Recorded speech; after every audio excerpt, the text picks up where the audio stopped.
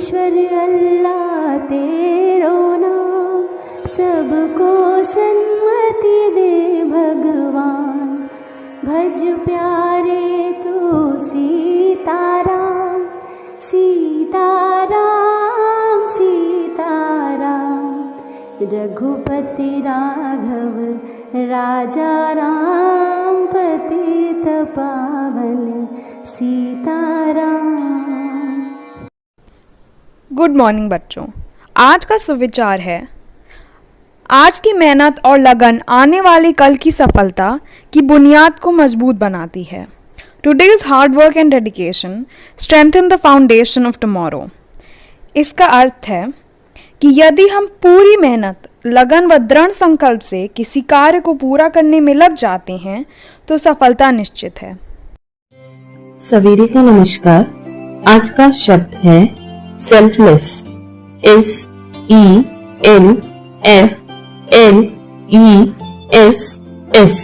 Selfless. इसका हिंदी अर्थ होता है निस्वार्थ या स्वार्थ रहित। आइए इसे कुछ वाक्यों से समझते हैं। In my opinion no one can be as selfless as God. मेरे विचार से ईश्वर के समान निस्वार्थ कोई नहीं हो सकता है। दूसरा वाक्य, mother's love is the highest form of selfless human love. माँ का प्यार निस्वार्थ मानव प्रेम का सर्वोच्च रूप है। धन्यवाद। सवेरे का नमस्कार।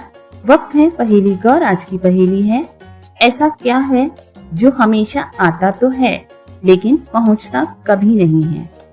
फिर से सुनिएगा, ऐसा क्या है जो हमेशा आता तो है लेकिन पहुंचता कभी नहीं है। इसका उत्तर है आने वाला कल।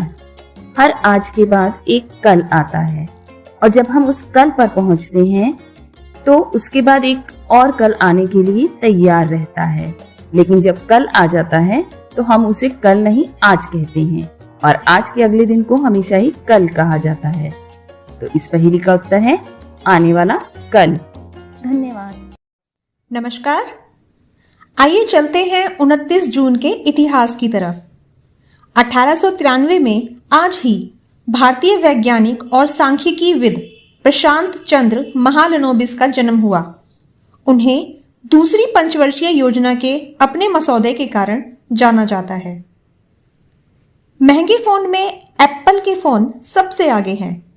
फोन बनाने वाली अमेरिका की इस कंपनी ने अपने मोबाइल फोन और अन्य उपकरणों से बहुत कम समय में दुनिया में तहलका मचा दिया। एप्पल का पहला फोन 2007 में आज ही के दिन लॉन्च किया गया था। आज के इतिहास में बस इतना ही। धन्यवाद। शुभ प्रभात। आज का विशेष एक महान सांख्यिकीविद प्रशांत चंद्र महालनोबिस के विषय में है। 29 जून 1893 को इनका जन्म कोलकाता में हुआ था। महालनोबिस के जन्मदिन 29 जून को भारत में सांख्यिकी दिवस के रूप में मनाया जाता है।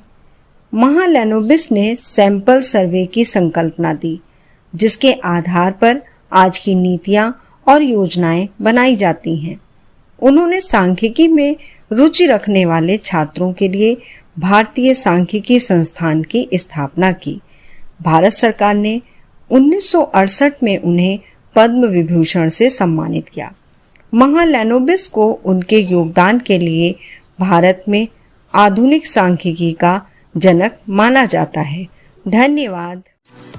नमस्कार। मिशन अभ्युदय प्रार्थना सभा के अंतर्गत क्विज ऑफ द डे में आज के प्रश्न, एक शताब्दी में कितने वर्ष होते हैं? एक शताब्दी में 100 वर्ष होते हैं। एक दशक में कितने वर्ष होते हैं? एक दशक में 10 वर्ष होते हैं। सहस्त्राब्दी में कितने वर्ष होते हैं? सहस्त्राब्दी में 1000 वर्ष होते हैं। 1 मिलियन किसे कहते हैं? 1 मिलियन 10 लाख के बराबर होता है। धन्यवाद। Good morning students. आज के बाल गीत का शीर्षक है बिल्ली को जुकाम। बिल्ली बोली बड़ी जोर का मुझको हुआ जुकाम, चूहे चाचा चूरन दे दो जल्दी हो आराम। चूहा बोला बतलाता हूँ एक दवा बेजोड़, अब आगे से चूहे खाना बिल्कुल ही दो छोड़। ओके बच्चों, थैंक यू। सुप्रभात। आज की हमारी बाल कहानी का शीर्षक है शेर का आसन। शेर जंगल का राजा होता है। वह अपने जंगल में सबको डरा कर रखता है। शेर भयंकर और बलशाली होता है। एक दिन शहर का राजा जंगल में घूमने गया। शेर ने देखा राजा हाथी पर आसन लगाकर बैठा है। शेर के मन में भी हाथी पर आसन लगाकर बैठने का उपाय सूझा। शेर ने जंगल के सभी जानवरों को बताया और आदेश दिया कि हाथी पर एक आसन लगाया जाए। बस क्या था, झट से आसन लग गया। शेर उछलकर हाथी पर लगे आसन पर जा बैठा। हाथी जैसे ही आगे की ओर चलता है, आसन हिल जाता है और शेर नीचे धड़ाम से गिर जाता है। शेर की टांग टूट गई। शेर खड़ा होकर कहने लगा, पैदल चलना ही ठीक रहता है। हाथी के आसन पर बैठने के चक्कर में अब तो मैं जमीन पर चलने लायक भी नहीं रहा। इस कहानी से हमें यह सीख मिलती है कि जिसका काम उसी को साजे।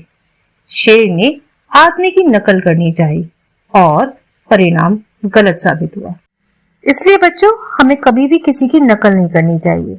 जो काम हमारे हैं हमें वही करने चाहिए। नकल करके किसी ऐसे काम को करने से कोई फायदा नहीं जिससे हमें बाद में चोट लगे। धन्यवाद। नमस्कार। आज मोटिवेट और सेल्फ का विषय है संकल्प, समर्पण और सफलता। यदि हम अपने आने वाले कल को बेहतर बनाना चाहते हैं तो जरूरी है कि हम उन संकल्पों को वरीयता दें जो हमारी सफलता का सारथी बन सके।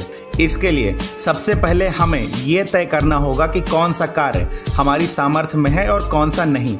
हमारे कमजोर और मजबूत पहलू क्या हैं।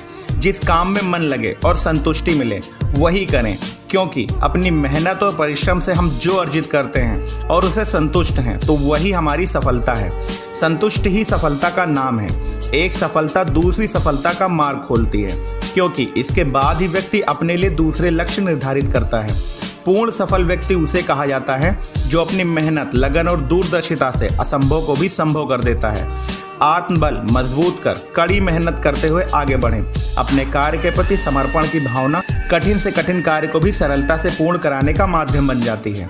किसी भी क्षेत्र में हम तभी बेहतर कर सकते हैं जब उसमें 100% समर्पण की भावना प्रदर्शित हो। धन्यवाद। आपका दिन शुभ।